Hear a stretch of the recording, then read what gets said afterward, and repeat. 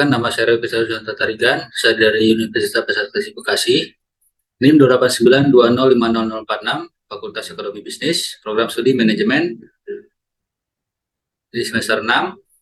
Saya di sini menjalankan tugas UTS dari mata kuliah Bank dan Lembaga Keuangan dengan dosen pengampu Dr. Sugeng Prayetno SEMM.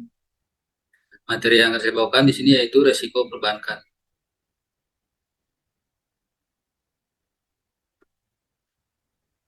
Di sini ada 8 jenis-jenis risiko perbankan.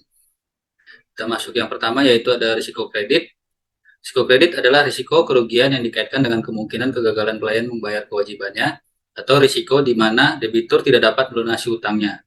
Risiko ini berasal dari berbagai kegiatan fungsional bank seperti perkreditan, investasi, dan pembiayaan perdagangan yang tercatat dalam administrasi bank.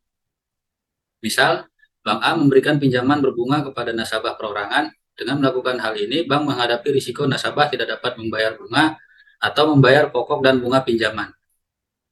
Sumber risiko kredit lain antara lain, yang pertama lending risk, yaitu risiko akibat debitur atau nasabah yang tidak mampu melunasi fasilitas yang telah disediakan oleh bank.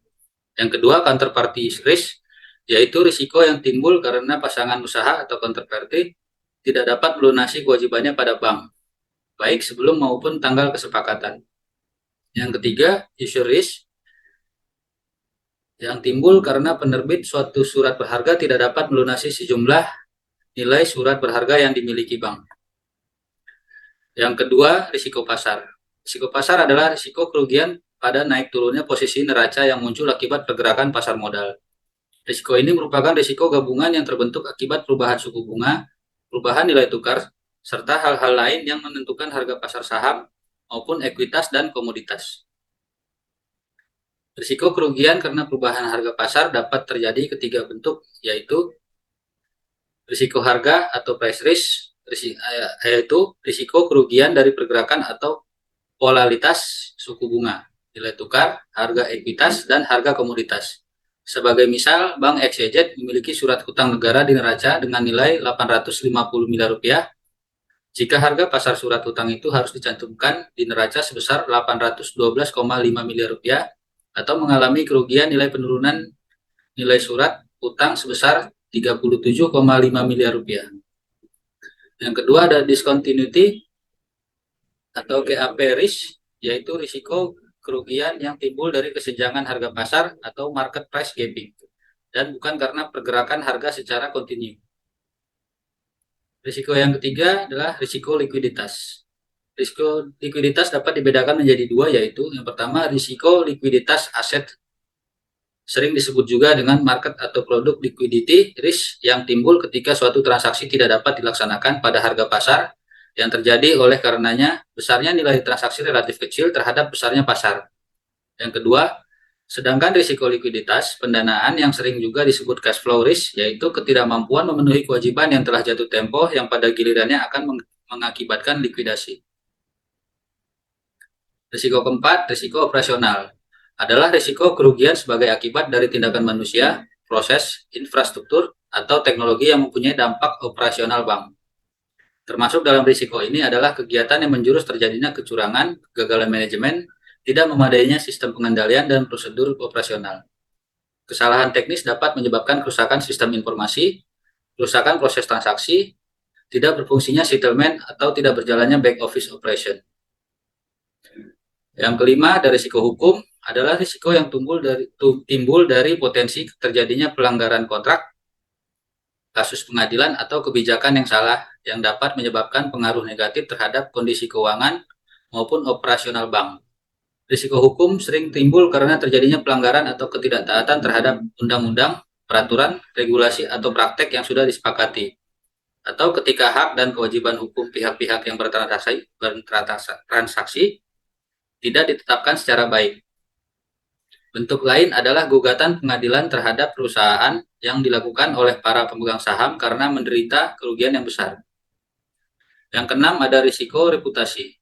Risiko reputasi adalah risiko kerusakan potensial sebagai akibat opini negatif publik terhadap kegiatan bank, sehingga bank mengalami penurunan jumlah nasabah atau menimbulkan biaya besar karena gugatan pengadilan atau penurunan pendapatan bank. Rumor pasar atau persepsi publik merupakan penyebab signifikan di dalam menentukan tingkat risiko reputasi. Risiko reputasi dapat juga timbul dalam kasus di mana nasabah mengalami masalah dengan jasa bank, tetapi belum diberi informasi yang memadai tentang penggunaan produk dan prosedur penyelesaian masalah. Yang ketujuh ada risiko strategik. Adalah risiko yang disebabkan adanya penetapan dan pelaksanaan strategi bank yang tidak tepat, pengambilan keputusan bisnis yang tidak dapat atau kurang responsifnya bank terhadap perubahan eksternal. Akibat dari keputusan yang tidak tepat ini, bank harus mengeluarkan biaya yang besar dan gagal mencapai target bisnisnya. Bank harus menetapkan rencana strategik atau corporate plan dan rencana bisnis atau business plan yang berjangka waktu sekurang-kurangnya 3 tahun secara tertulis dan melaksanakan kebijakan tersebut.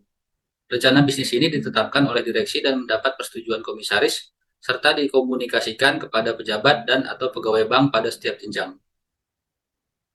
Rencana strategik dan rencana bisnis ini harus memiliki pertama, asumsi alternatif jika terdapat penyimpangan dari target yang akan dicapai akibat perubahan eksternal dan internal yang signifikan. Yang kedua, prosedur untuk mengukur kemajuan yang dicapai dari realisasi anggaran dan kinerja sesuai jadwal yang ditetapkan. Yang kedelapan adalah risiko kepatuhan. Risiko kepatuhan adalah risiko yang disebabkan bank tidak mematuhi atau tidak melaksanakan peraturan perundang-undangan dan ketentuan lain yang berlaku. Pada prakteknya, risiko kepatuhan melekat pada risiko bank yang terkait pada peraturan perundang-undangan dan ketentuan lain yang berlaku. Seperti risiko kredit terkait dengan ketentuan kewajiban pemenuhan modal minimum, kualitas aktiva produktif, pembentukan penyisihan aktiva produktif, batas maksimum pemberian kredit, risiko pasar terkait dengan ketentuan posisi devisa neto, risiko strategik terkait dengan ketentuan rencana kerja anggaran tahunan bank, dan risiko lain yang terkait dengan ketentuan tertentu. Penerapan risiko perbankan. Manajemen risiko perbankan.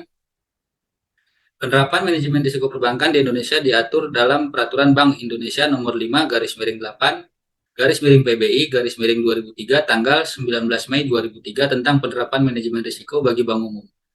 Pedoman standar penerapan manajemen risiko sekurang-kurangnya memuat antara lain: 1. Pedoman umum. Yang kedua, proses penerapan manajemen risiko. Yang ketiga, persiapan dan pelaporan penerapan manajemen risiko. Esensi penerapan manajemen risiko adalah kecukupan prosedur dan metodologi pengelolaan risiko sehingga kegiatan usaha bank tetap dapat terkendali pada batas atau limit yang dapat diterima serta menguntungkan bank. Penerapan manajemen risiko akan memberikan manfaat baik kepada perbankan maupun otoritas pengawasan bank. Penerapan manajemen risiko bank dilakukan lewat adanya yang pertama, pengawasan aktif komisaris dan direksi. Yang kedua, organisasi dan fungsi manajemen risiko. Yang ketiga, kebijakan, prosedur, dan penetapan limit.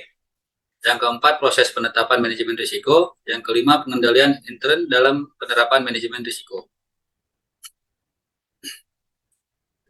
Yang pertama, pengawasan aktif komisaris dan direksi. Bank wajib menetapkan wewenang dan tanggung jawab yang jelas pada setiap jenjang jabatan yang terkait dengan penerapan manajemen risiko.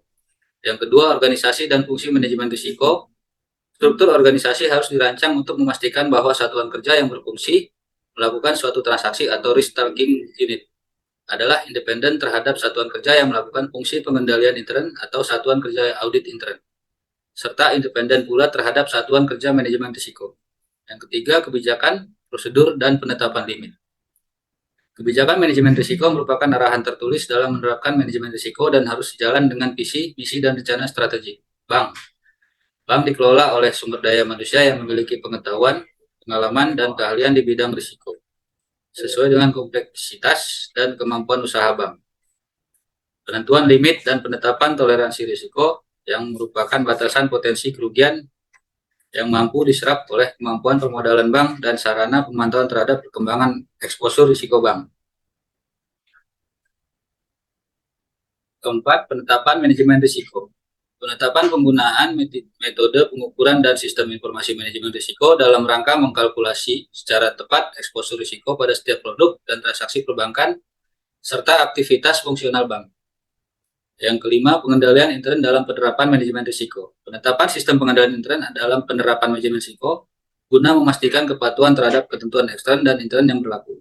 Penyusunan rencana darurat atas kemungkinan kondisi eksternal dan internal terburuk sehingga kelangsungan usaha bank dapat dipertahankan. Baik, demikian penjelasan dari saya tentang risiko perbankan, kurang lebih sama. Terima kasih atas perhatiannya dan sampai jumpa kembali.